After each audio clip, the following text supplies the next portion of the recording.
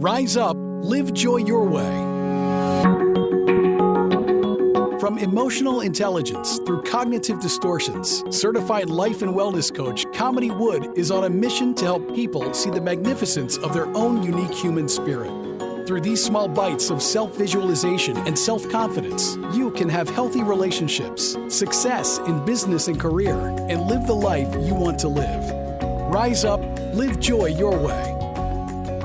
Hi there, and welcome to another episode of Rise Up, Live Joy Your Way. Whether it's morning, afternoon, or evening, thank you for taking some time to spend here with me. And today I want to talk about something that happens to me a lot, which is overthinking, and how we can actually break the cycle of overthinking. So curious, have you ever found yourself sort of trapped in that cycle of endless analysis or going over the same thoughts repeatedly?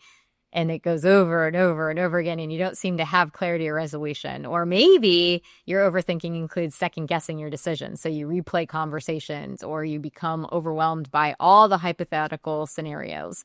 So I just want to say, if that's you, you're not alone. I absolutely am there with you. And psychological research actually shows that chronic overthinking affects a lot of people. It's actually really very common in high achievers, and also those of us who we really do care about the outcomes. So I want to just talk about the science behind the overthinking, but then also how do we maybe even start to break free or start to undo that pattern of overthinking? So let's first understand overthinking from that psychological standpoint. So overthinking, often you'll hear people call it rumination, but it's really that repetitive thinking about either past events or future possibilities or hypothetical scenarios without really reaching actionable solutions.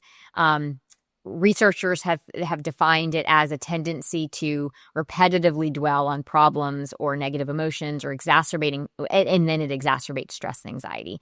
And research in cognitive psychology shows that the overthinking is strongly associated with increased stress, anxiety, depression, decision paralysis, perhaps, and rumination significantly prolongs and intensifies negative emotions, because what happens is it traps people in that repetitive thought loops rather than allowing them to take an action and problem solve. And so from a neuroscience perspective, that overthinking activates specific neural circuits that reinforce anxiety.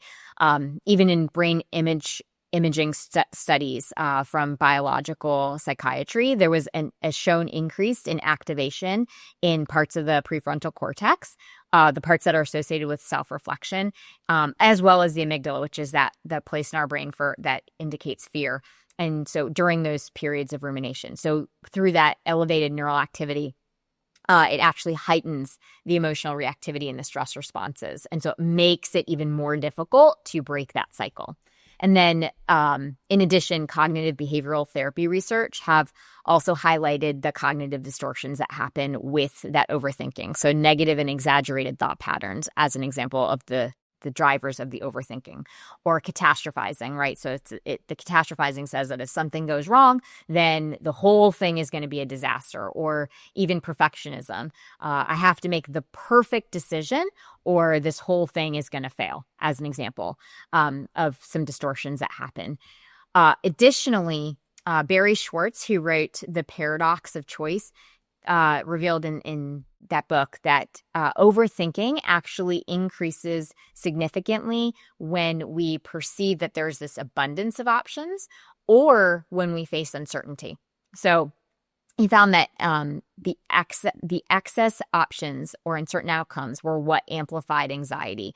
If you think about it, like for instance, if a child has too many options for outfits, they actually tend to become very anxious and can't figure out which one to choose. That's an example of having too many options. So when we become overly fixated on finding the perfect outcome, so the example of the little child, like the perfect outfit, what happens is the brain gets stuck in this state of continuous deliberation, and then anxiety rises. So what this shows is that overthinking is not a productive strategy. It's actually more it's almost a way to keep us safe, or a perceived perception of keeping us safe.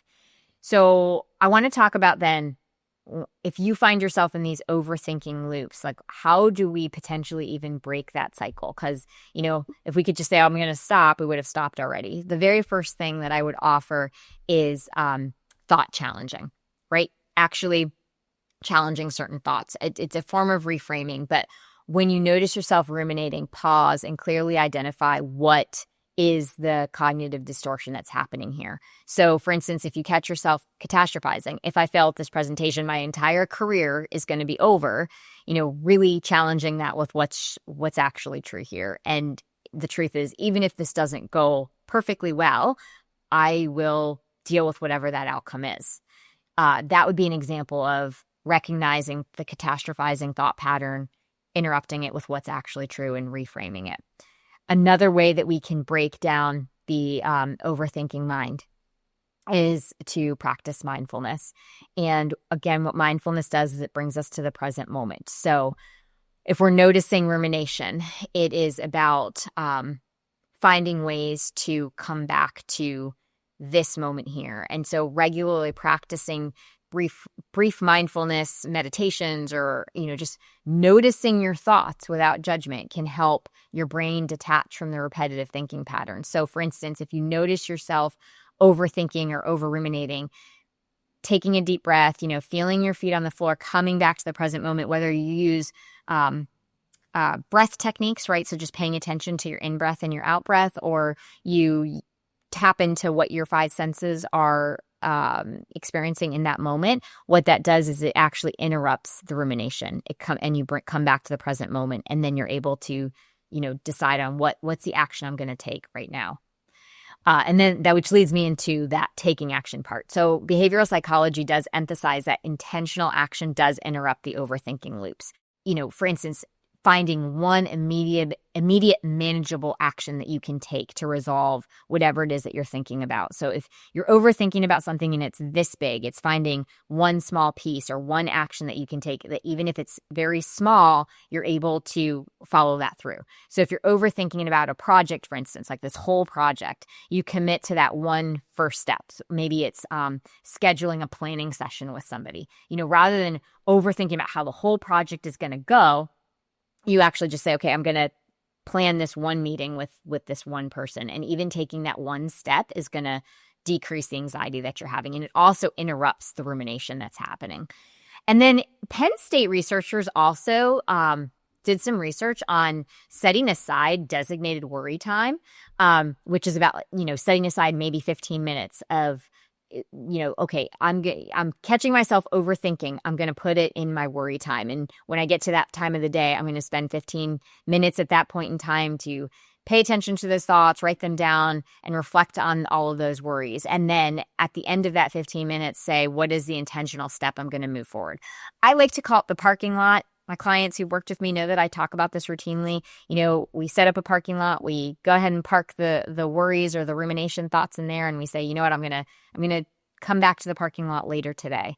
But it's just to remember that breaking the cycle of overthinking or rumination doesn't mean that you don't care, right? Or that you don't think about things deeply. So I don't want to create another, a false belief that, I'm going to stop overthinking. And when I stop overthinking, then it means I suddenly don't care about anything. That's not it at all. Instead, it's intentionally shifting from this repetitive, anxiety-driven analysis into actually productive thinking and decisive action that you can take, as well as being mindfully present in your moment. And research does confirm that overthinking about something does not actually provide clarity. It actually erodes our confidence to make a decision, because what happens as we overthink, we're actually increasing potentially that self-doubt or the questions of how is this actually going to turn out.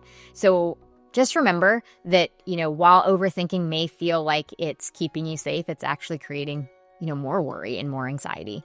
And if you'd like to talk about how coaching can help you, especially if you find yourself, in this trap of overthinking and you're just like, I'm ready to shift it, and you want to understand how coaching can help you potentially do that, feel free to book a time with me anytime at coachwithkamini.com. And until next time, stay well. Thank you for listening to Rise Up, Live Joy Your Way. For more information, Book a chat with Kamini at www.chatwithkamini.com or visit her website at www.kaminiwood.com. You can also find Kamini on Facebook or Instagram. Username It's Authentic Me. Thank you for listening.